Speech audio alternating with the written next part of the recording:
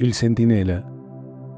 Estos días pasados de la Navidad, cada vez que uno hablaba con cualquier amigo y comentaban cómo ha sido barrido Cristo de la Navidad visible, cómo en los escaparates de los comercios no ves un nacimiento ni por equivocación, sino todo tipo de osos, osas, ositos, gnomos, ciervos y demás habitantes de los bosques. Como en la tele ya prácticamente imposible es oír un villancico, como la gente te dice felices fiestas porque les da como corte decir feliz Navidad y etcétera. Yo siempre terminaba pensando dos cosas. Una era el recuerdo de una vieja fábula y la otra un versículo del Evangelio de San Lucas, que es la frase más terrible que yo haya oído jamás. La fábula es la siguiente. Érase que se era un viejo pequeño pueblecito, presidido por un castillo aún más viejo, que estaban situados en la frontera de un país lejano, al lado de un gran desierto. Tanto el pueblo como el castillo eran muy aburridos, porque raramente pasaba alguien cerca de ellos. Alguna vez se detenían a pernoctar extrañas caravanas o caminantes solitarios, pero en cuanto se alimentaban y descansaban, volvían a irse, dejando a los habitantes del pueblecito y del castillo con su diario aburrimiento.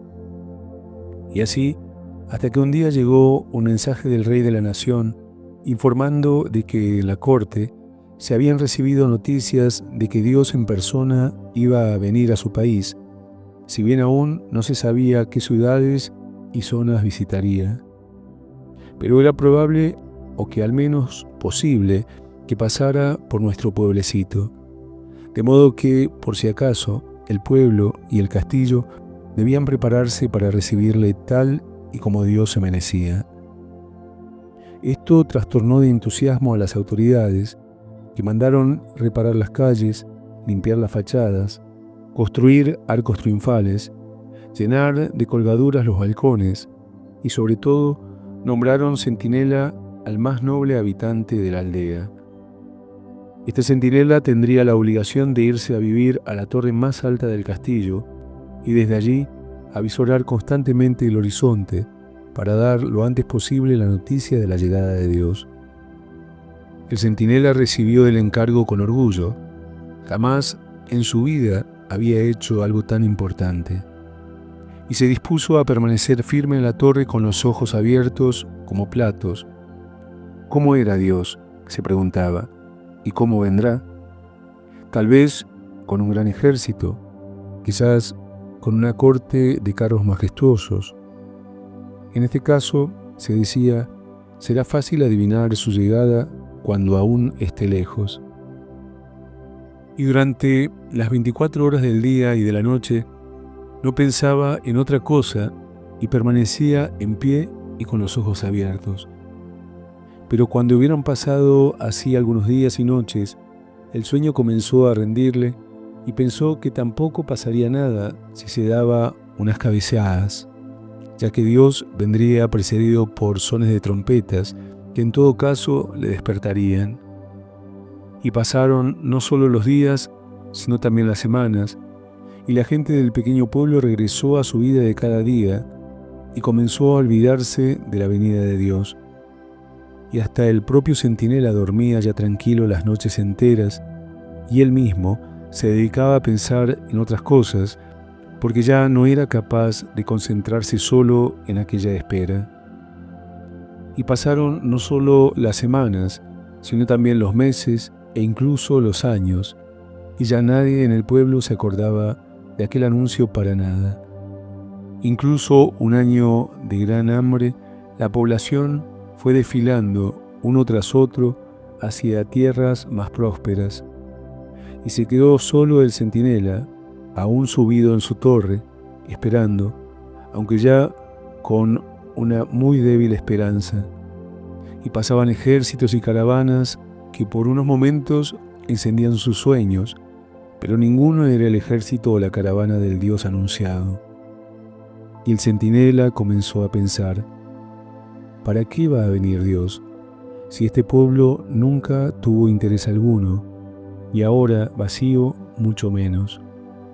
Y si viniera al país, ¿por qué iba a detenerse precisamente en ese castillo tan insignificante? Pero como a él le habían dado esa orden, y como esa orden le había levantado la esperanza, su decisión de permanecer era más fuerte que sus dudas. Hasta que un día se dio cuenta de que, con el paso de los días y de los años, se había vuelto viejo y sus piernas se resistían a subir la escalera de la torre. Sintió que sus ojos se iban cerrando, que apenas veía y que la muerte se acercaba. Y no pudo evitar que de su garganta saliera un grito. Me he pasado toda la vida esperando la visita de Dios y me voy a morir sin verlo. Y entonces, justamente en ese momento, oyó una voz muy tierna a sus espaldas, una voz que decía: «Pero, ¿es que no me conoces?». Entonces el centinela, aunque no veía a nadie, estalló de alegría y dijo: «Oh, ya estás aquí. ¿Por qué me has hecho esperar tanto? ¿Y por dónde has venido que yo no te he visto?».